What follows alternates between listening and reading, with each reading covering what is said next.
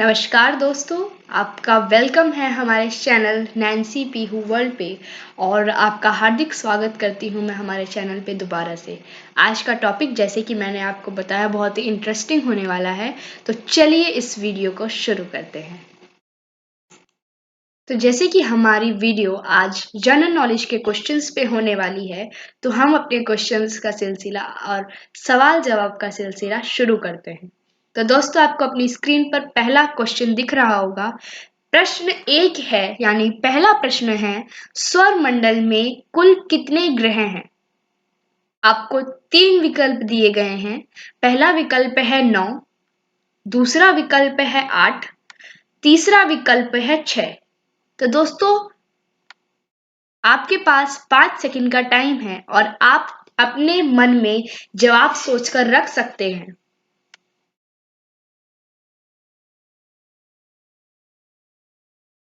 तो दोस्तों, मैं आशा करती हूँ आप अपना जवाब अभी अपनी अपनी मोबाइल स्क्रीन के सामने बोल चुके होंगे। तो दोस्तों, इसका उत्तर है 8।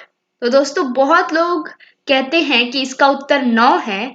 बहुत लोग ऐसा अभी मानते हैं, पर ये साइंटिस्ट के द्वारा साबित किया गया है कि प्लूटो अब एक ग्रह में यानी एक प्लैनेट नहीं माना जाता है। तो दोस्तों, बढ़ते हैं दूसरे प्रश्न पे।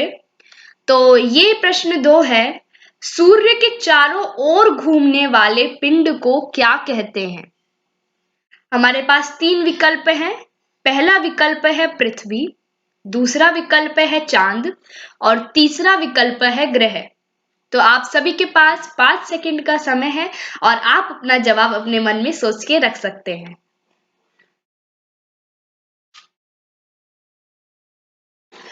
तो मैं आशा करती हूँ कि आप अपना जवाब आपने सोच के रखा होगा, और ये भी आशा करती हूँ कि जो जवाब आपका होगा वही इस सवाल का सही उत्तर होगा। तो चलिए देखते हैं इसका उत्तर क्या है।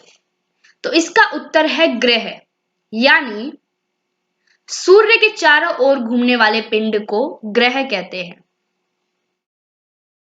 बढ़ते हैं तीसरे प्रश्न की ओर। तीसरा प्रश्न है, किसी ग्रह के चारों ओर घूमने वाले पिंड को क्या कहते हैं? दोस्तों, ध्यान रखिए, हमने पिछले प्रश्न में सूर्य के चारों ओर घूमने वाले पिंड का नाम बताया था, पर इसमें किसी भी ग्रह, यानी हमारे जितने भी ग्रह हैं, टोटल 8 ग्रह हैं, जैसा कि हमने आपको पहले प्रश्न में बताया। तो टोटल 8 ग्रह के चारों ओर कौन सा पिंड घूमता है, उसे क्या कहते हैं? तो हमारे पास इसमें भी 3 विकल्प हैं। पहला विकल्प है तारा, यानी स्टार्स, और दूसरा विकल्प है उपग्रह, यानी सैटेलाइट्स, और तीसरा विकल्प है उसके चंद्र। आप सभी को पता है, हर एक ग्रह के पास उसका अपना चंद्रमा होता है। जैसे कि मेरे को जैसे जहां तक याद है, किसी ग्रह के पास 83, किसी के पास 72। तो ऐसे करके सबके अपने अपने अलग अलग डिफरेंट डिफरेंट मून्स होते हैं। तो आप ये प्रश्न में हमें ये बताना है कि इसके चारों ओर घूमने वाला पिंड क्या होता है। तो आप सभी के पास 5 सेकंड का समय है।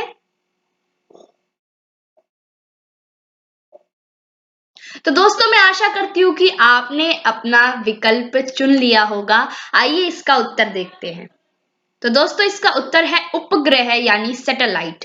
यानी प्लैनेट्स के चारों ओर रिवॉल्विंग बॉडी को हम सैटेलाइट यानी उपग्रह कहते हैं। आइए बढ़ते हैं प्रश्न 4 की ओर। हमारा चौथा प्रश्न है, ग्रहों की गति के नियम का पता किसने लगाया? तो हमारे पास 3 विकल्प हैं, न्यूटन, आर्यभट्टा और हमारा तीसरा विकल्प है केपलर। तो दोस्तों, आप सभी के पास 5 सेकंड का समय है और इस प्रश्न का उत्तर आप अपने मन में सोच सकते हैं। आशा करती हूँ कि आपको इसका उत्तर पता होगा। तो दोस्तों, हमारे चौथे प्रश्न का उत्तर है केपलर, यानी साइंटिस्ट केपलर ने ग्रहों की गति का नियम पता लगाया था। तो आइए अब बढ़ते हैं प्रश्न 5 की ओर। हमारा 5वां प्रश्न है, अंतरिक्ष में कुल कितने ग्रह तारामंडल हैं? अंतरिक्ष में कुल कितने तारामंडल हैं? यहाँ पर आपके पास 3 विकल्प हैं। पहला है 68 यानी 68, दूसरा है 72 यानी 72 और तीसरा है 89 यानी 89। तो आप सभी के पास 5 सेकंड का समय है और आप अपना विकल्प चुन सकते हैं।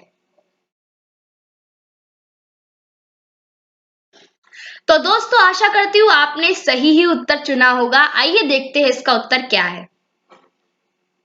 तो दोस्तों इसका उत्तर है 89 तारामंडल है, यानी 89 तारामंडल हमारे सौर मंडल में हैं। आइए बढ़ते हैं छठे प्रश्न की ओर। तो दोस्तों हमारा छठा प्रश्न है, सौर मंडल का सबसे बड़ा ग्रह कौन सा है, यानी which is the biggest planet in our solar system. तो ये बहुत ही आसान सवाल है और आपको अपनी स्क्रीन पर 3 विकल्प दिख रहे होंगे। पहला है मंगल यानी मार्स, दूसरा है शुक्र यानी वीनस, तीसरा है बृहस्पति यानी जुपिटर। तो आप सभी के पास 5 सेकंड का समय है और आप अपना उत्तर चुन सकते हैं। तो दोस्तों आशा करती हूँ आप सभी ने उत्तर चुन लिया होगा। आइए देखते हैं इसका उत्तर क्या है। दोस्तों इसका उत्तर है बृहस्पति यानी जुपिटर।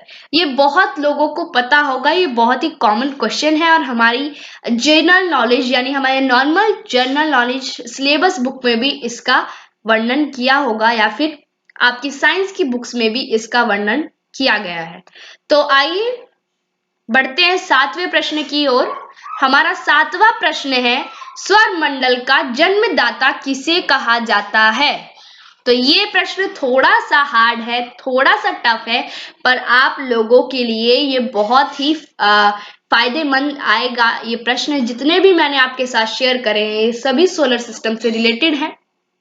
आइए देखते हैं सौर मंडल का जन्मदाता किसे कहा जाता है। तो यहाँ पर मैंने आपको 3 विकल्प दिए हैं, सूर्य, विस्फोट और शनि। तो आपको ये बताना है कि सौर मंडल का जन्मदाता यानी जिसने सौर मंडल को जन्म दिया वो सूर्य है, विस्फोट है या फिर शनि है। तो आप सभी के पास 5 सेकंड का समय है, फटाफट से अपना आंसर चुन के रख लीजिए।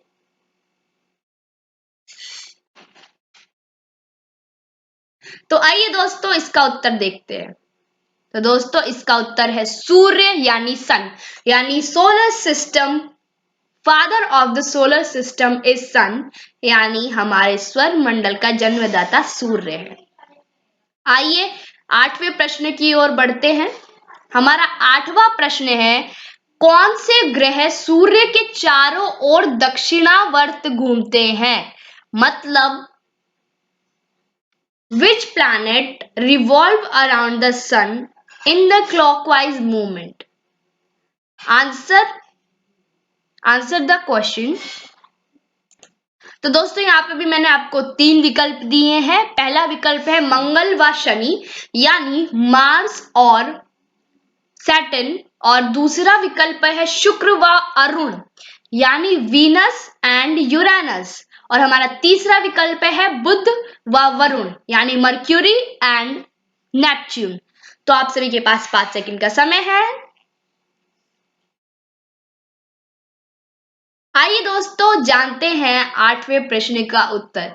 8वें प्रश्न का उत्तर है शुक्र व अरुण यानी वीनस एंड यूरेनस। तो मतलब कौन से ग्रह सूर्य के चारों ओर दक्षिणावर्ती यानी वीनस और यूरेनस सन के चारों ओर क्लॉकवाइज मूवमेंट में रिवॉल्व करते हैं। आइए बढ़ते हैं 9वें प्रश्न की ओर। तो हमारा 9वां प्रश्न है, निक्स ओलंपिया कोलंबस पर्वत किस ग्रह पर है। बहुत ही अलग सवाल है और थोड़ा सा डिफरेंट है और थोड़ा सा टफ भी है, पर मैं आशा करती हूँ आप सभी को ये पता होगा और आप इसका उत्तर चुन सकते हैं। मैं 3 विकल्प आपको बता देती हूँ। तो पहला विकल्प है मंगल, दूसरा विकल्प है वरुण और तीसरा विकल्प है समय है। और इस प्रश्न का उत्तर आप अपने मन में सोच सकते हैं। आशा करती हूँ कि आपको इसका उत्तर पता होगा। तो दोस्तों हमारे चौथे प्रश्न का उत्तर है केपलर, यानी साइंटिस्ट केपलर ने। तो दोस्तों इसके तीनों विकल्प है। पहला विकल्प है मंगल, दूसरा है वरुण और तीसरा है शुक्र। तो आप सभी के पास 5 सेकंड का समय है। तो दोस्तों आइए जानते हैं 9वें प्रश्न का उत्तर। 9वें प्रश्न का उत्तर है मंगल, यानी मार्स, यानी निक्स ओलंपिया कोलंबस पर्वत मंगल पर है। आइए जानते हैं। तो दोस्तों हमारा 10वें प्रश्न की ओर हम बढ़ते हैं। तो हमारा 10वां प्रश्न है ब्रह्मांड में विस्फोटी तारा क्या कहलाता है? ब्रह्मांड में विस्फोटी तारा क्या कहलाता है? तो हमने 3 विकल्प यहाँ पर आपको दिए हैं, जिसमें से पहला विकल्प है Saptarishi. This is a type of constellations made by star. और दूसरा विकल्प है अभिनव तारा। तीसरा विकल्प है सूर्य। तो आप सभी के पास 5 सेकंड का समय है। तो आइए जानते हैं प्रश्न नंबर 10 का उत्तर। तो इसका उत्तर है अभिनव तारा, यानी विस्फोटी तारा। ब्रह्मांड का विस्फोटी तारे का नाम है अभिनव तारा। आइए बढ़ते हैं प्रश्न नंबर 11 की ओर। 11वां प्रश्न है सौर मंडल की खोज किसने की?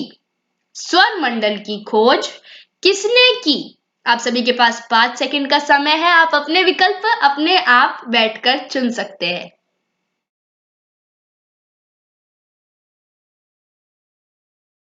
तो हमारा पहला विकल्प है कॉपरनिक्स, दूसरा विकल्प है नासा और तीसरा विकल्प है ग्राहम बेल। आइए जानते हैं 11वें प्रश्न का उत्तर। तो दोस्तों 11वें प्रश्न का उत्तर है कॉपरनिक्स, यानी साइंटिस्ट कॉपरनिक्स ने इस सौर मंडल की खोज की थी।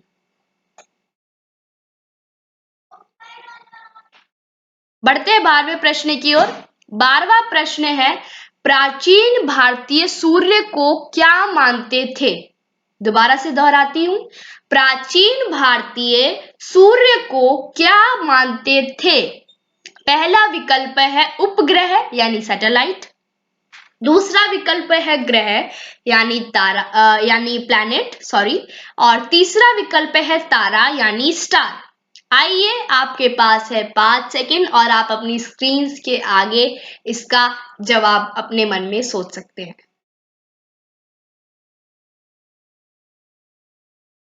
तो दोस्तों जानते हैं अब 12वें प्रश्न का उत्तर।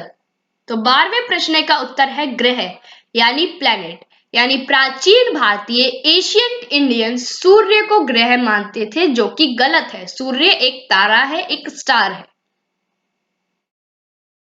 आइए बढ़ते हैं 13वें प्रश्न की ओर। 13वां प्रश्न है सूर्य कौन सी गैस का गोला है?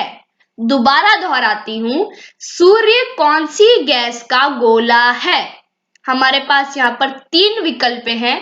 पहला विकल्प है ऑक्सीजन, दूसरा विकल्प है ओजोन और तीसरा विकल्प है हाइड्रोजन व हीलियम।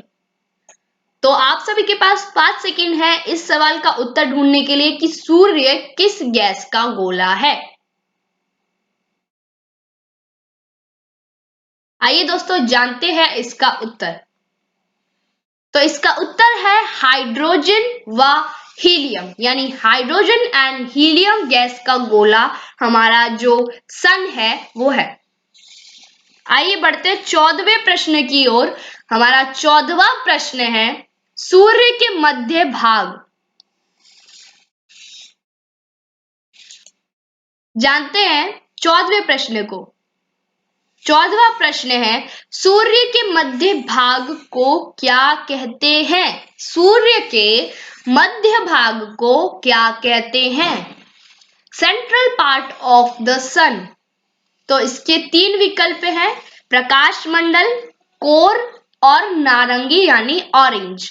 तो आप सभी के पास 5 सेकंड का समय है और आप इसका उत्तर पता लगा सकते हैं।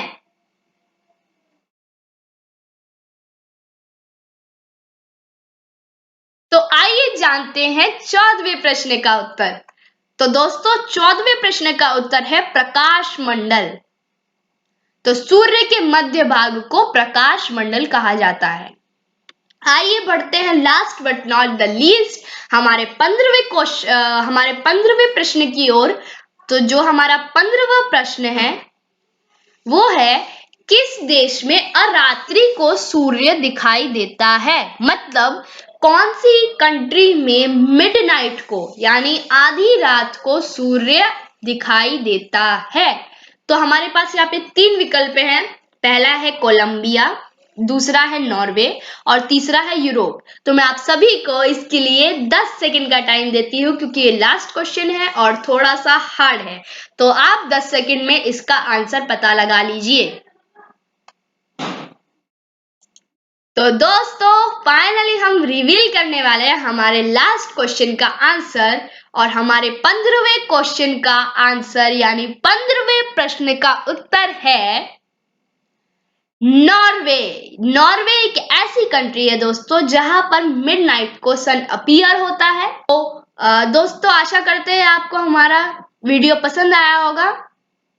धन्यवाद। Thank you so much. Do like, share and subscribe.